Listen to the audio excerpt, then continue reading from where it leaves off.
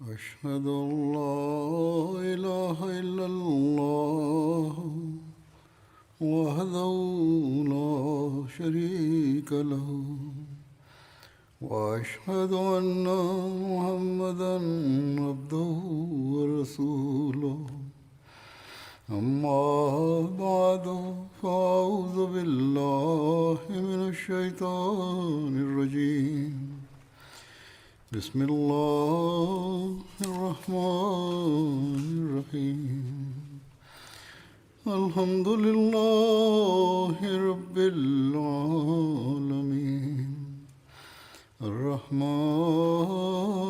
الرحيم مالك يوم الدين إياك نعبد وإياك نستعين اهدنا الصراط المستقيم صراط الذين أنعمت عليهم غير المغضوب عليهم ولا الضالين. Сегодня я продолжу свое повествование о Хазрате Абу Бакре, да будет доволен им Аллах. О правах зимми немусульман повествуется следующее. Зимми – это те, кто принял мусульманское правление и платил джизью, налог за обеспечение защиты, и при этом сохранял свою собственную веру.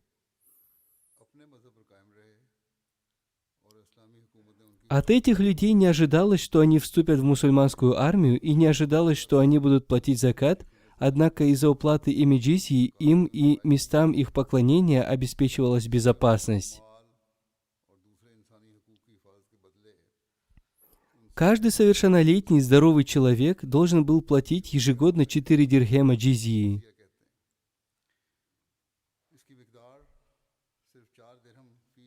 Пожилые, инвалиды, нуждающиеся и дети были освобождены от уплаты джизьи. Напротив, им выдавались средства из казны исламского государства. После победы над Ираком и Сирией многие племена признали мусульманское правление и согласились платить джизью.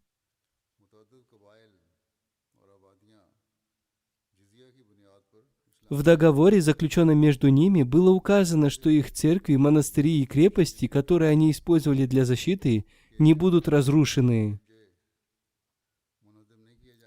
Им не запрещалось использовать колокола, им также не запрещалось делать обходы с поднятым крестом. Во времена халифата Хазрата Абу Бакра Халид бин Валид заключил договор с жителями Хиры. Этот договор гласил: если человек ранее платил джизью и перестал платить ее из-за старости и бедности, и его единоверцы стали помогать ему, он будет освобожден от уплаты джизьи. Исламское правительство будет обеспечивать его и его семью, пока он будет проживать на территории мусульман. А если он покинет эту территорию, исламское правительство не будет обязано это делать.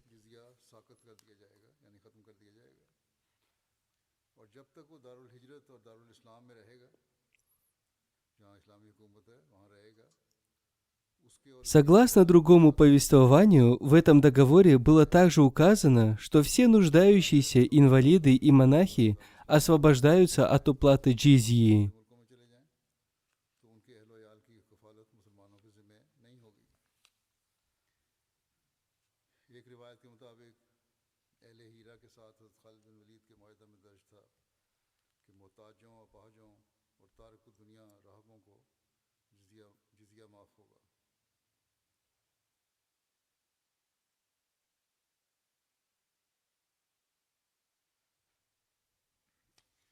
Еще одним великим делом периода халифата Хазрата Абу Бакра был сбор священного Корана в одну книгу.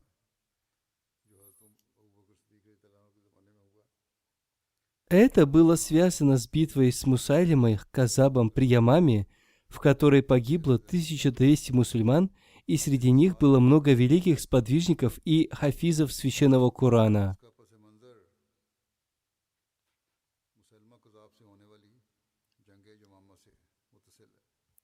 Согласно другому повествованию, количество мучеников достигло 700 человек.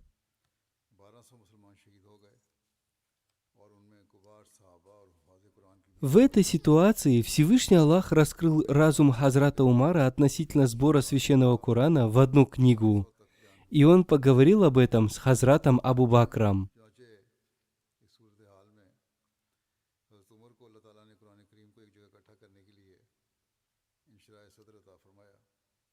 В Сахих Бухари об этом говорится следующее.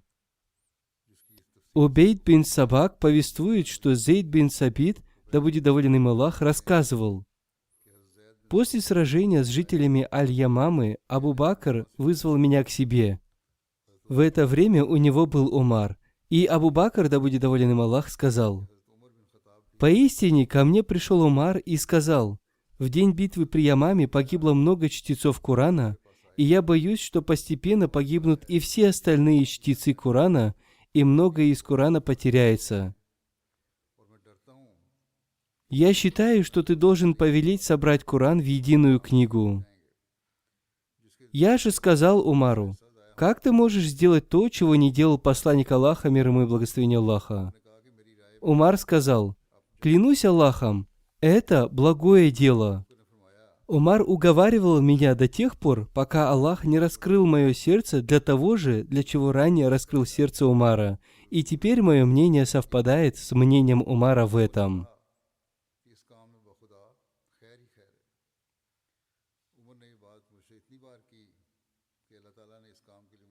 Зейд сказал: Абу Бакр сказал: поистине ты молодой и умный человек, и у нас нет ничего против тебя.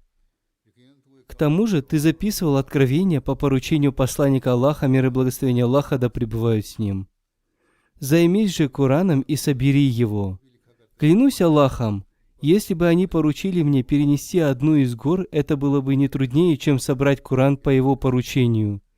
Я сказал: как же вы собираетесь сделать то, чего не делал посланник Аллаха, мир и благословение Аллаха да пребывает с ним?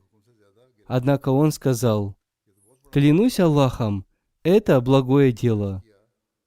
Абу Бакр продолжал уговаривать меня до тех пор, пока Аллах не раскрыл мою грудь и не внушил мне то, что прежде внушил Абу Бакру и Умару, да будет доволен Аллах ими обоими. После этого я принялся за работу и начал собирать Коран, записанный на голых пальмовых ветвях, на плоских камнях и находящихся в сердцах людей. Последние части суры Ат-Тауба я обнаружил только у Абу Хузаймы Аль-Ансари. Кроме него я не обнаружил их ни у кого. Это были слова: «Воистину пришел к вам посланник из вас самих. Тяжело для него, что вы страдаете. Он горячо желающий вам блага и к верующим сострадательный, милосердный. Но если они отвратятся, то скажи: достаточно мне Аллаха. Нет Бога, кроме Него. Для Него я уповаю, и Он – владыка Великого Престола». Эти листы хранились у Абу Бакра, пока Аллах не упокоил его. Затем они перешли к Умару и находились у него всю его жизнь.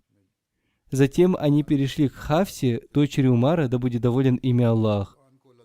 Имам Багави в своей книге «Шарх ас-Сунна», комментируя этот хадис, написал: «Сподвижники посланника Аллаха, мир ему и благословение Аллаха, собрали весь священный Коран без каких-либо добавок и сокращений в одну книгу, в том первозданном виде, в каком он был ниспослан посланнику Аллаха, мир ему и благословение Аллаха». В этом хадисе повествуется о причине сбора священного Корана в одну книгу. До этого священный Коран записывали на пальмовых листьях и камнях. Он также присутствовал в груди хафизов. После мученичества хафизов сподвижники, опасаясь потерять ту или иную часть священного Корана, пришли к Хазрату Абу Бакру и посоветовали ему собрать священный Коран в одну книгу. Это дело было сделано с единодушного мнения сподвижников. Поэтому они без промедления собрали священный Коран в одну книгу, точно так же, как слышали его от посланника Аллаха, мир ему и благословение Аллаха, который читал его перед своими сподвижниками именно в том же порядке, который существует в настоящее время. Этому порядку посланника Аллаха, мир ему и благословение Аллаха, научил ангел Джибраил, мир ему. После ниспослания каждого аята он учил его, в какой суре должен находиться тот или иной аят. Сбор священного Корана в одну книгу был совершен во времена халифата Хазрата Абу Бакра. Хазрат Али повествует: «Пусть Всевышний Аллах смилуется над Хазратом Абу Бакром. Он был первым, кто собрал священный Коран в одну книгу». О сборе священного Корана в единую книгу Хазрат Обетованный Реформатор сказал: «Хотя Коран еще не был собран в одну книгу, когда выяснилось, что 500 хафизов Корана были убиты в битве с армией Мусайлимы, Хазрат Умар сказал Хазрату Абу Бакру, что если те, кто знал Коран наизусть, начнут гибнуть в сражениях в таком большом количестве, будет трудно сохранить чистоту его текста. И поэтому настало время собрать весь Коран в одну книгу». Хазрат Абу Бакр сначала возражал, но в конце концов принял предложение и назначил Зейда ибн Сабита, одного из тех, кто записывал Коран под диктовку посланника Аллаха, мир ему и благословение Аллаха, собрать текст Корана в одну книгу, и назначил выдающихся сподвижников посланника Аллаха, мир ему и благословение Аллаха, помочь ему в решении этой задачи. Хазрат Абу Бакр предложил собрать текст Корана из записанных его фрагментов. Точность текста должны были подтвердить 2 человека, которые знали весь Коран наизусть. Эта задача вскоре была выполнена, и письменный текст Корана был собран в одну книгу, которая была признана достоверной теми, кто знал ее наизусть.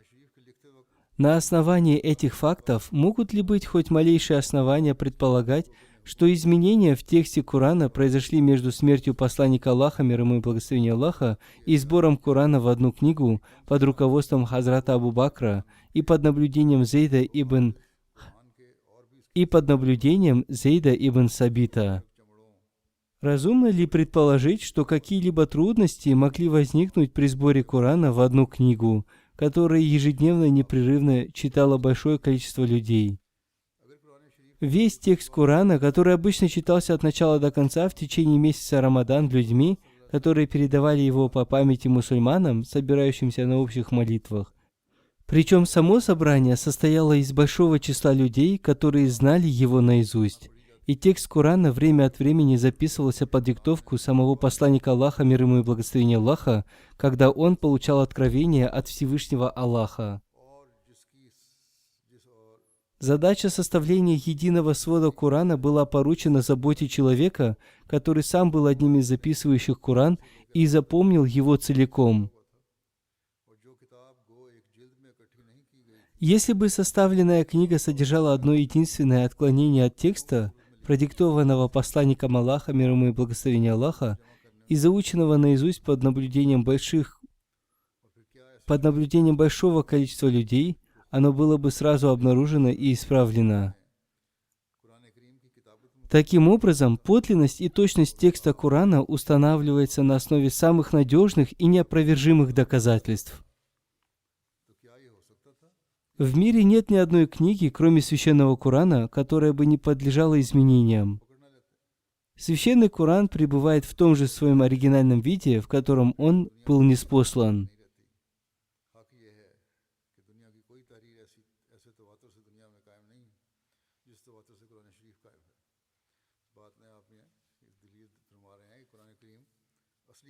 Еще в одном месте Хазрат Обетованный Реформатор, отвечая на возражение, написал: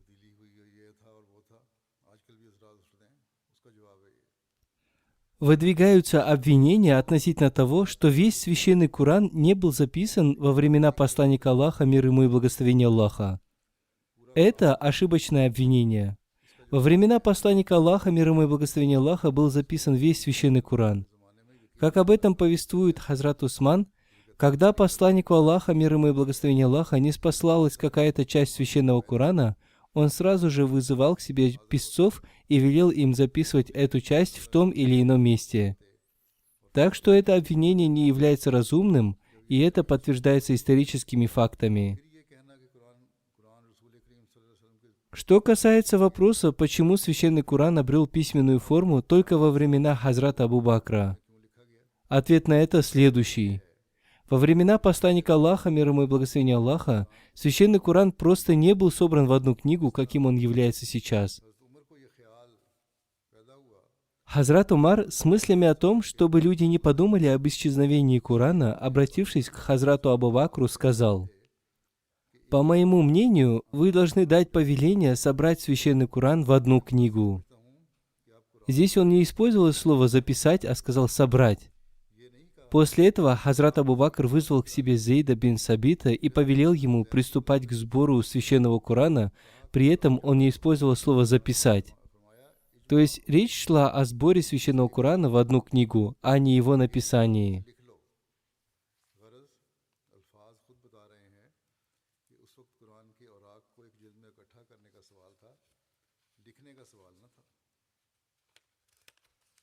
Во времена халифата Хазрата Абу Бакра Священный Коран был собран в одну книгу.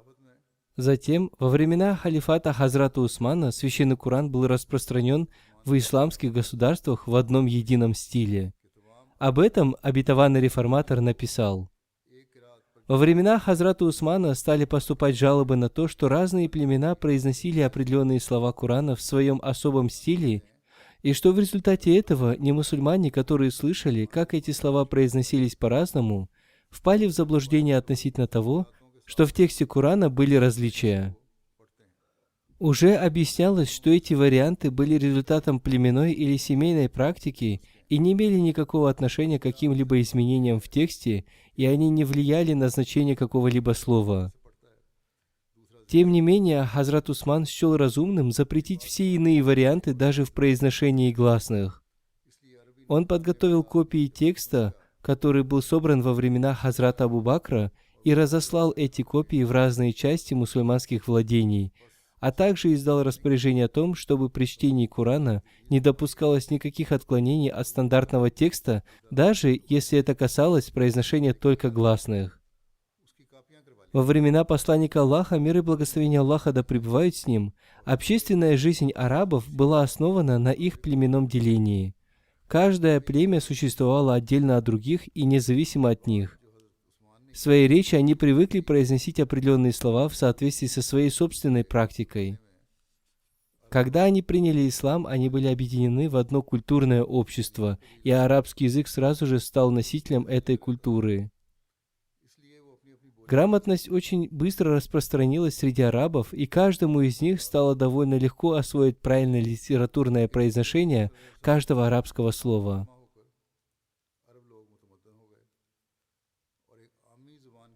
С этой целью язык Мекки стал стандартом. Таким образом, ко времени Хазрата Усмана не осталось никаких оправданий для иных вариантов в произношении гласных в соответствии с племенными обычаями при чтении Корана, особенно когда эти варианты в произношении могли привести к неправильным представлениям в умах неарабов. Очень благоразумные и своевременные действия Хазрата Усмана легли в основу обвинения немусульманских авторов в том, что он внес изменения в Коран или что обнародованные им копии Корана каким-то образом отличались от стандартного текста, то есть текста, ниспосланного посланнику Аллаха, мир и благословение Аллаха да пребывают с ним.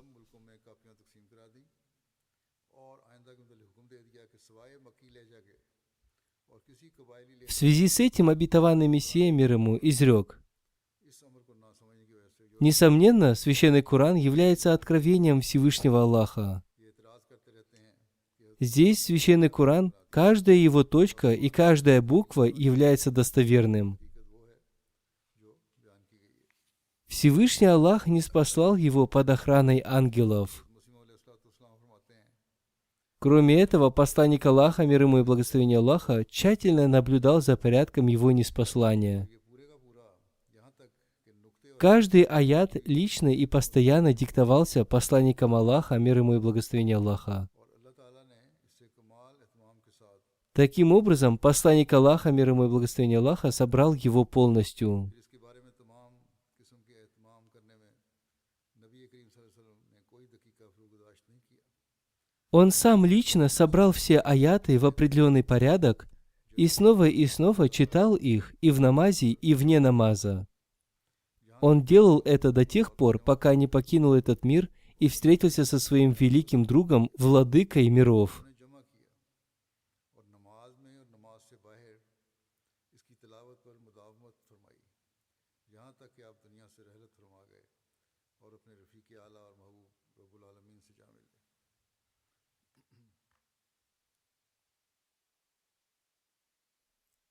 Далее обетованный Мессия, мир ему, изрек.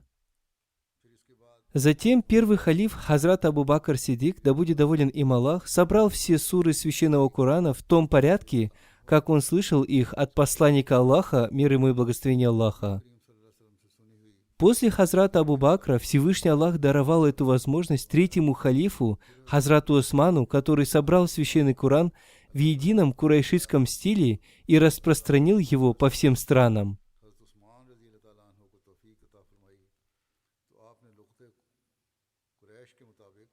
Вопрос состоит в том, до каких пор хранился Священный Коран, собранный Хазратом Абу Бакром. Об этом повествуется следующее. Хазрат Абу Бакр посредством Зейда бин Сабита собрал Священный Коран в одну книгу, которая носит название Сахифа Сиддики. Она хранилась у Хазрата Абу Бакра до конца его жизни. Затем она перешла к Хазрату Умару. Вручая эту книгу матери верующих Хазрат Хафсе, он сказал: «Никому не отдавай ее, а если кто-то захочет переписать ее, он сможет извлечь из этого пользу». Таким образом, Хазрат Усман в период своего халифата взял у нее эту книгу и сделал с нее несколько копий. Оригинальный экземпляр он вернул Хазрат Хафсе. В 54 году по хиджре, когда Марван стал правителем Медины, он попросил Хазрат Хафсу отдать ему этот оригинальный экземпляр. Однако она отказалась это сделать. После ее смерти Марван бин Хакам взял этот оригинальный экземпляр у Абдуллы бин Умара и затем потерял его. Однако у Хазрата Усмана сохранились все его копии. Все деяния, которые впервые были совершены Хазратом Абу Бакром, носят название о влиятии Абу Бакр. Это были следующие деяния. Хазрат Абу Бакр был тем, кто первым сделал многие из вещей. Он был первым, кто принял ислам. Он был первым, кто построил мечеть перед своим домом в Мекке. Он был первым, кто сражался бок о бок с посланником Аллаха, мир и благословение Аллаха да пребывает с ним, против курайшитов Мекки. Он был первым, кто выкупил и освободил тех рабов, которые подвергались пыткам после принятия ислама. Он был первым, кто собрал Священный Коран в единую книгу. Он был первым, кто назвал Коран мусхафом. Он был первым праведным халифом. Он был первым амиром хаджа, назначенным при жизни посланника Аллаха, мир и благословение Аллаха да пребывают с ним. Он был первым, кто руководил мусульманами в молитве при жизни посланника Аллаха. Он был первым, кто основал Баятуль-Мал, имущественную казну в исламе. Он был первым халифом в исламе, для которого мусульмане установили жалование. Он был первым халифом, назначившим своего преемника. Он был первым халифом, чей отец был жив на момент принятия баята, обета верности от других. Он был первым, кому посланник Аллаха, мир и благословение Аллаха да пребывает с ним, даровал титул. Он был первым, чьи 4 поколения были сподвижниками посланника Аллаха, мир и благословение Аллаха да пребывает с ним. его отец Абу Кахафа, он сам, его сын Абдурахман бин Абу Бакр и его внук Мухаммад бин Абдурахман бин Абу Бакр. और उनके पोते हज़रत मोहम्मद बिन अब्दुर्रहमान बिन अबू बकर, ये सब साहबा थे। Святая внешность Хазрата Абу Бакра. हज़रत अबू बकर सिद्दीक़ रज़ियल्लाहु अन्हु के मनाक़िब के बारे में लिखा है, हुलिया मुबारक हज़रत आयशा रज़ियल्लाहु अन्हा, Хазрат Айша, да будет доволен ею Аллах, повествует, что, сидя в своем паланкине, увидев одного пешего араба, она сказала, что не видела никого более похожего на него, чем Абу Бакр. Ее попросили описать внешность Хазрата Абу Бакра. Она сказала: Хазрат Абу Бакр был светлокожим, стройным, у него были впалые щеки и слегка согнутая спина. Его набедренная повязка была чуть ниже поясницы. У него были глубоко посаженные глаза и высокий лоб. तो हज़रत आयशा ने फरमाया कि हज़रत अबू बकर गोरे रंग के शख्स थे, दुबले पतले थे, रुखसारों पर गोश्त कम था, कमर ज़रा खमीदा थी, ज़रा झुकी हुई थी कि आपका तहबंद भी कमर पर नहीं रुकता था और नीचे सिरक जाता था। चेहरा कम गोश्त वाला था, भरा हुआ नहीं था चेहरा ज़्यादा, आंखें अंदर की तरफ थीं और पेशानी बुलंद थी। Ибн Сирин повествует: «Я спросил Анаса бин Малика, красил ли свои волосы Хазрат Абу Бакр. Он ответил: да, он красил свою бороду и волосы хной и хатамом. Хатам — это растение». Относительно праведности и богобоязненности Хазрата Абу Бакра повествуется следующее. Однажды между Рабия и Хазратом Абу Бакром возник спор из-за какой-то земли. Во время спора Хазрат Абу Бакр высказался жестким тоном, о чем сразу же пожалел. Хазрат Абу Бакр сказал, что Рабия также должен говорить с ним в суровой манере согласно правосудию, однако он отказался это сделать. Когда этот вопрос был передан на рассмотрение посланнику Аллаха, мир и благословение Аллаха да пребывает с ним, он дал наставление Хазрату Рабия. Вместо того, чтобы грубо возражать, молиться о том, чтобы Бог простил Хазрата Абу Бакра. Это очень тронуло Хазрата Абу Бакра, и с рыданиями он вернулся обратно.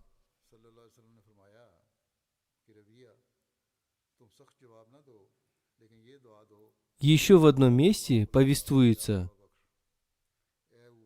Хазрат Абу Бакр видел маленькую птицу на дереве и сказал: «Счастливая ты, о птица! Ешь плоды этого дерева, сидишь на дереве и ни за что не отвечаешь. О, если бы я был подобен тебе, клянусь Аллахом, я хотел бы быть кустом у дороги, и чтобы верблюд, проходя мимо, съел меня, и затем я вышел бы наружу с его испражнениями. Я предпочел бы быть всем этим, вместо того, чтобы быть человеческой сущностью».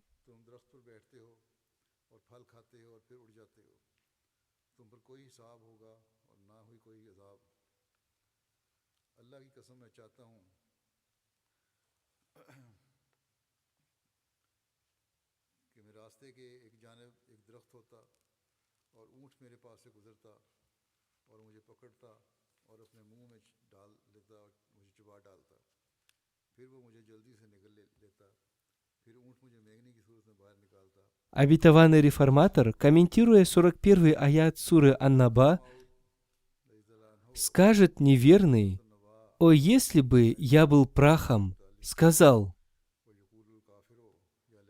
некоторые течения ислама до такой степени ненавидят сподвижников и утверждают, что Хазрат Абу Бакр, упаси Аллах, был неверным, поскольку Хазрат Абу Бакр многократно повторял этот аят перед самой своей смертью.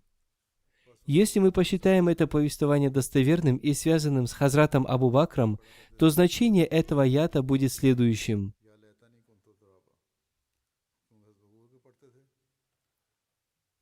Хазрат Абу Бакр опроверг утверждения неверных, обратившись ко Всевышнему Аллаху.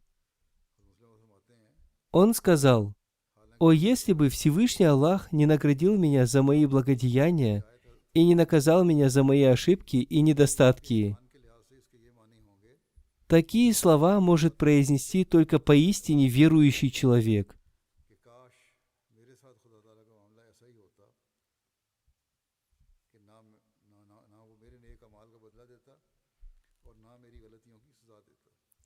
В хадисах повествуется, что посланник Аллаха, мир ему и благословение Аллаха, тоже произносил подобные слова.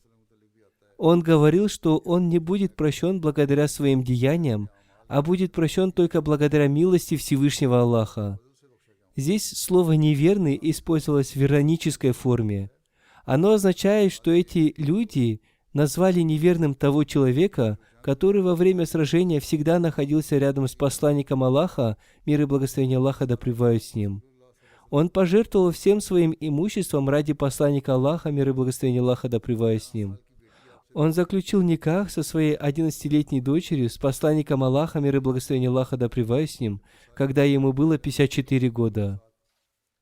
Он был с посланником Аллаха, мир и благословение Аллаха да пребывают с ним, во время его переселения. Когда вся Мекка была против него, с ним рядом остался только Хазрат Абу Бакр. Поэтому в этом аяте Священного Корана слово «неверный» использовано в иронической форме, то есть вы считаете себя верными, а неверными считаете того, кто совершил такие благодеяния. Между ним и вами не может быть никакого сравнения. Когда наступило время смерти Хазрата Абу Бакра, обратившись к своей дочери Хазрат Айше, он сказал: «О моя дочь, ты знаешь, что являешься для меня самым дорогим человеком среди людей. Ты знаешь, что я подарил тебе такой-то участок земли. Однако ты не использовала этот участок и не получила от него никакой пользы, хотя это было твоим наследством. Теперь эта земля станет наследством всех моих потомков. Я хочу, чтобы ты вернула мне этот участок земли для того, чтобы я разделил его среди всех своих наследников согласно закону Всевышнего Аллаха. Чтобы я не встретился с Богом в том состоянии, когда я посчитал кого-то выше других своих наследников».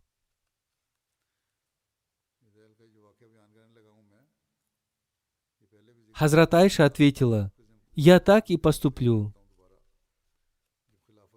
Сейчас я расскажу вам об одном событии, о котором я упоминал раньше. На следующий день после того, как Хазрат Абу Бакр стал халифом, он собрал всю свою ткань. До этого он занимался торговлей и отправился на базар. В пути его встретили Хазрат Умар и Абу Убайда.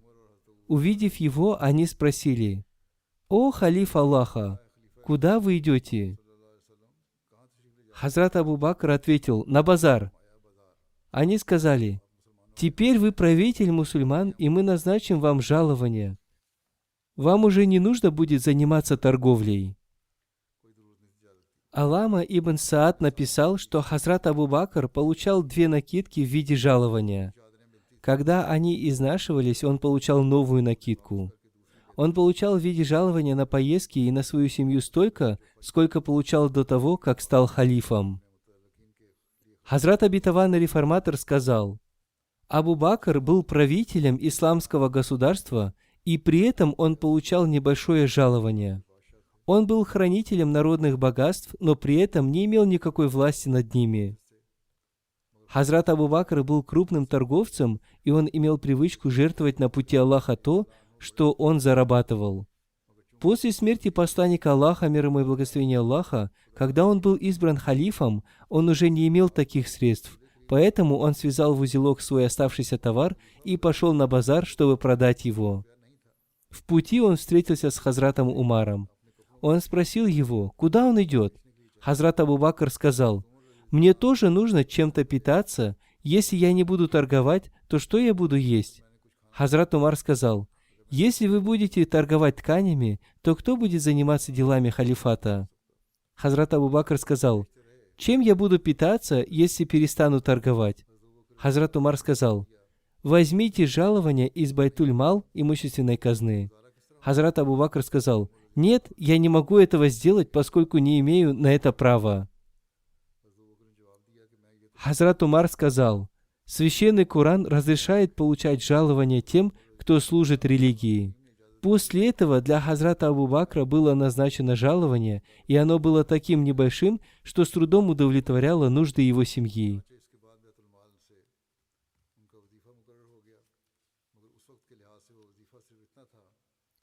Ибн Аби Мулайка сообщил: Хазрат Абу Бакр, да будет доволен им Аллах, мог выронить поводья из своей руки, потому что он бил по ноге своего верблюда, чтобы заставить его встать на колени, и затем он поднимал его. Люди сказали ему: «Почему ты не приказал нам позаботиться об этом?» Абу Бакр сказал: «Мой возлюбленный посланник Аллаха, мир и благословение Аллаха да пребывает с ним, повелел мне ни о чем не просить людей». Хазрат Обетованный Реформатор сказал: «Однажды посланник Аллаха, мир ему и благословение Аллаха, услышал в мечети возгласы людей о том, каким превосходством над ними обладает Хазрат Абу Бакр, если они совершают такие же благодеяния, как и он». После этого посланник Аллаха, мир ему и благословение Аллаха, обратившись к людям, сказал: «О люди! Абу Бакр обладает превосходством над вами не из-за своих молитв и постов, а по причине своих добродетелей в сердце». То есть из-за любви к посланнику Аллаха, мир и благословение Аллаха да пребывает с ним, из-за своей богобоязненности и страха перед Всевышним Аллахом, и он поступает по велению своего сердца.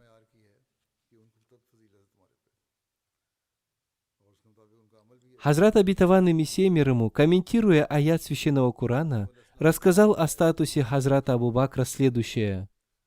Всевышний Аллах изрекает, что следует поклоняться до тех пор, пока не будет достигнуто состояние совершенной убежденности, пока от человека не удалятся темные завесы, и пока он не поймет, что он стал не таким, каким он был прежде, пока он не поймет, что для него образовалась новая страна, новая земля и новое небо. Он должен продолжать поклоняться, пока не почувствует себя новым творением. Суфии называют эту вторую жизнь бака, растворение в Боге, вечная жизнь. Когда человек достигает этой степени, в него вселяется Дух Всевышнего Аллаха, и ангелы Всевышнего Аллаха не спосылаются ему. Это и есть та тайна, о которой говорил посланник Аллаха, мир ему и благословение Аллаха, в отношении Хазрата Абу Бакра, да будет доволен им Аллах. Он сказал, что если кто-то желает увидеть мертвеца, то есть умершего для этого мира, ходящего по земле, пусть он посмотрит на Абу Бакра. Состояние Хазрата Абу Бакра, да будет доволен им Аллах, невозможно увидеть в его внешних проявлениях, но их можно увидеть в его сердце. Абу Саид Худри повествует: «Однажды мы вместе с посланником Аллаха, мир ему и благословение Аллаха, отправились в поездку. В пути мы остановились на ночлег в разных группах. Я остался с Хазратом Абу Бакром, и с нами был еще один бедуин. В шатре бедуина, в котором мы остановились, была беременная женщина. Бедуин, который был с нами, обратившись к этой женщине, сказал: «Если ты желаешь рождения сына, подари мне козу». Она так и сделала. Этот бедуин прочитал перед ней несколько слов заклинаний, не имеющих никакого значения. Затем он зарезал эту козу, и когда все люди сели поесть мясо, он сказал: «Знаете ли вы, что это за коза?» И после этого он подробно рассказал им об этом. Хазрат Абу Бакр тоже присутствовал среди этих людей, и он проявил недовольство этим. И, засунув пальцы в рот, он извергнул из себя все, что съел, посчитав поступок этого бедуина ширком.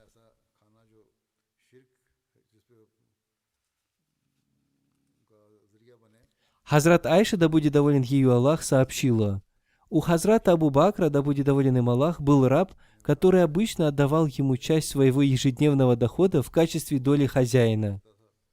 Хазрат Абу Бакр обычно ел пищу, купленную на эту долю. Однажды он принес ему немного еды, и Хазрат Абу Бакр поел из нее. Тогда раб сказал: «Ты знаешь, что это такое?» Хазрат Абу Бакр спросил: «Что это?» Раб ответил: «Я сделал несколько предсказаний для одного человека до того, как принял ислам, и я не был хорош в предсказаниях, но я обманул его. Он встретил меня и вознаградил меня за мою работу. И это то, из чего ты ел». Услышав это, Абу Бакр засунул пальцы в рот и извергнул из себя все, что было у него в желудке. Хазрат Абдулла ибн Умар повествует: посланник Аллаха, мир и благословение Аллаха да пребывает с ним, сказал: В судный день Аллах не посмотрит на того человека, который с гордостью носил свои одеяния, волочащиеся по земле. Хазрат Абу Бакр сказал: «Мои одеяния слегка приспущены, и они волочатся по земле». Посланник Аллаха, мир ему и благословение Аллаха, сказал: «Ты делаешь это не из гордости, поэтому это разрешается».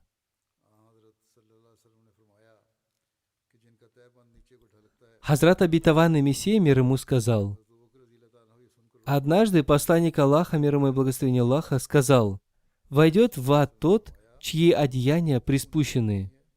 Услышав эти слова, Хазрат Абу Бакр заплакал, поскольку его одеяния тоже были приспущены. Посланник Аллаха, мир ему и благословение Аллаха, обратившись к нему, сказал: «Ты не один из них».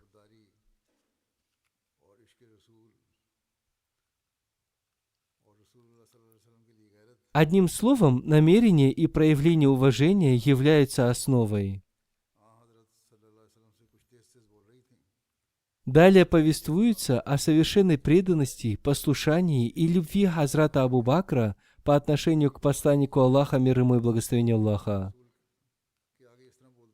Однажды Хазрат Айша, да будет доволен ею Аллах, говорила с посланником Аллаха, мир ему и благословение Аллаха, быстро и громко, и в это время случайно пришел Хазрат Абу Бакр.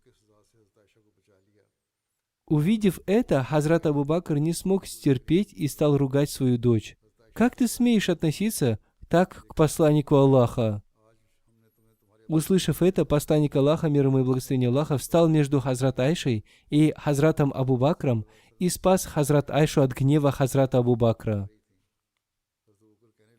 И когда Хазрат Абу Бакр ушел, посланник Аллаха, мир ему и благословение Аллаха, в шутку сказал: «Как я сегодня спас тебя от твоего отца?»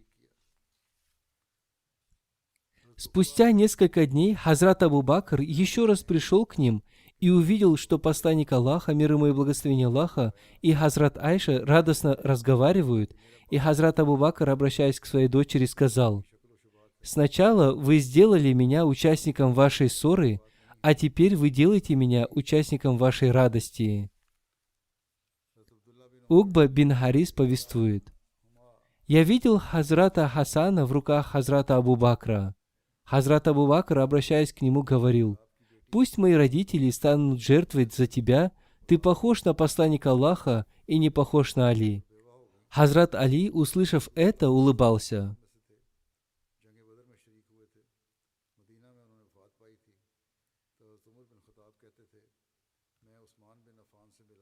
Абдулла ибн Умар рассказывал о том, что было после того, как дочь Умара ибн Аль-Хаттаба, Хафса, которая была женой Гунайса ибн Хузафы ас-Сахми, сподвижника посланника Аллаха, мир и благословение Аллаха да пребывают с ним, умершего в Медине, овдовела, и Умар ибн Аль-Хаттаб рассказал следующее: «Я пришел к Усману ибн Аффану и предложил ему в жены Хафсу, но он сказал: я подумаю над этим.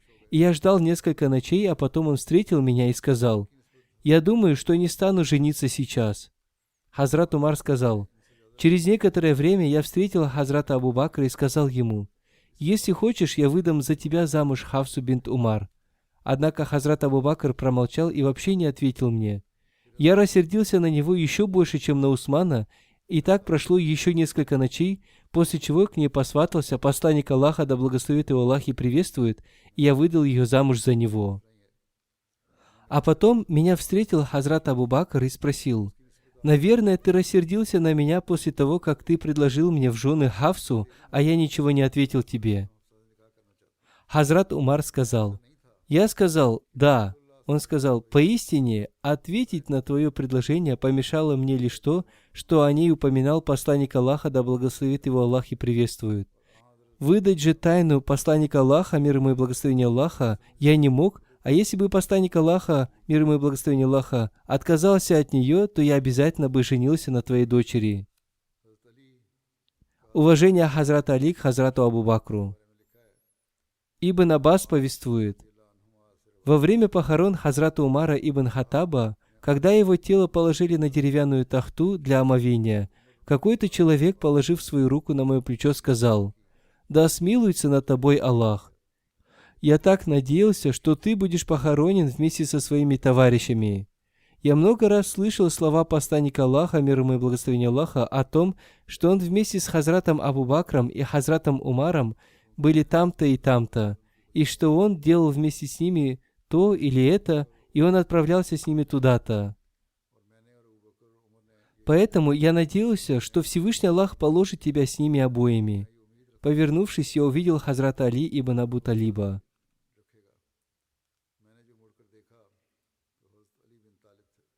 Об остальном, иншаллах, я расскажу в следующий раз.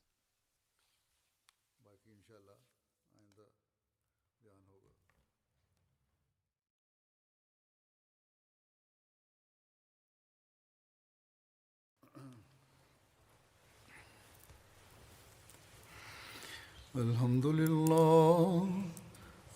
لله نحمده ونستعينه ونستغفره ونؤمن به ونتوكل عليه ونعوذ بالله من شرور أنفسنا ومن سيئات أعمالنا من يهده الله فلا مضل له ومن يضلل فلا هادي له ونشهد أن لا إله إلا الله ونشهد أن محمدا عبده ورسوله عباد الله رحمكم الله إن الله يأمر بالعدل والإحسان وإيتاء ذي القربى